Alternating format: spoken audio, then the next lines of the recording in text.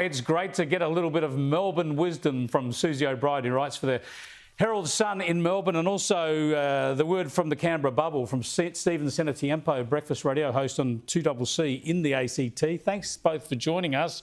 I can't believe here we are again. It's, that great American football coach says it's deja vu all over again, Susie, the same old border protection debate. Everybody's trotting out the same old lines. Yeah, it's unbelievable. I mean, the new head of Border Protection or Operation Sovereign Borders is saying nothing to see here. We've still got the same budgets. We're doing just the same. Nothing, no problem. But, there's a 12% drop in foot patrols. We know there's been 30 separate incidents in the last couple of years. I mean, this is really concerning. Less pilots, less patrols, less maintenance. And the upshot is that we've got guys from Bangladesh and Pakistan walking through crocodile-infested waters in a bid to get here. How did they actually get in? We still don't know.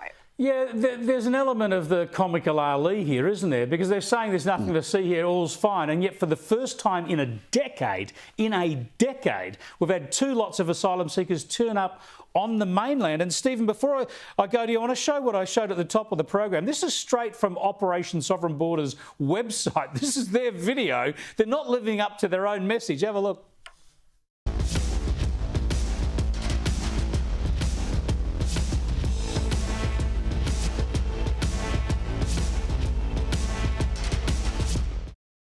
There's the undeniable failure there, Stephen, straight up. They're not watching every boat. They're only watching some of them. Well, maybe they are watching and they watch them all the way to the shore. But look, the reality is that it's important. The perception is important. Clearly, the people smugglers prey on the messages that the Australian government sends out. And if there's a perception that the Australian government is weak on border protection, then the boats will start again. And that's where we find ourselves now. The reality is that we all know that whilst they're talking a big game, in their very DNA, Anthony Albanese and this government are not as hard on borders as they should be. And the reality is that lives will be cost. Come on, Stephen.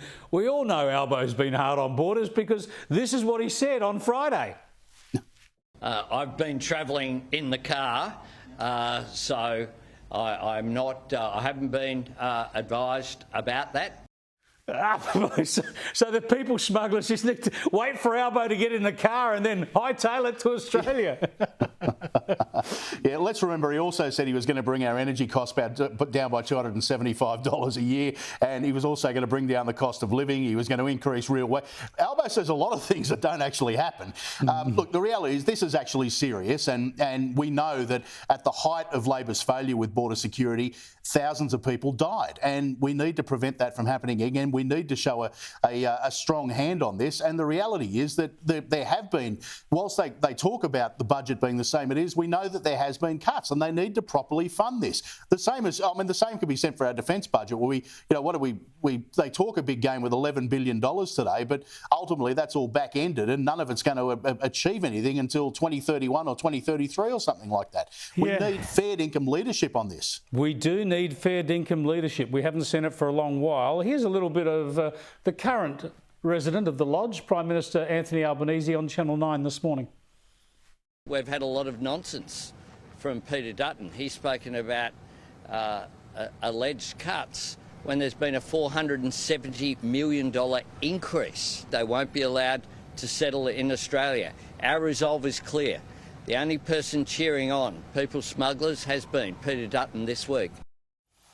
Yeah, now, Susie, I don't expect you to get into the job of bagging other media like I do, but the media and politics and politicians in this country keep seeing this issue through a political lens, It's about who's got the upper hand in the political debate over border security. That is meaningless to most Australians. What we want is secure borders. We see the same thing in the US, where it's all the political toing and froing between Republicans and Democrats over the border. No, the issue for Americans is secure the border.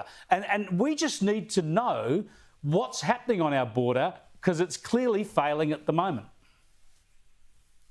I think people are less concerned about the big optics of the politics of this and more concerned about the people who are paying thousands of dollars to people smugglers to come back into this country once again. We know that there were two separate arrivals in the last few months alone, and as I said before, they don't even know how that latest group came here. They're saying, oh, what boat? Where's your boat? And they're like, oh, can't say anything. They still don't even know. And most people couldn't be, they're not concerned if it's Liberal or Labor or what Dutton says or what Albanese says. What they want to know is that people are not going to pay thousands of dollars to put their own lives at risk. Yeah, absolutely. We've got to get on top of this situation. When I say we, the government needs to get on top of this situation very quickly.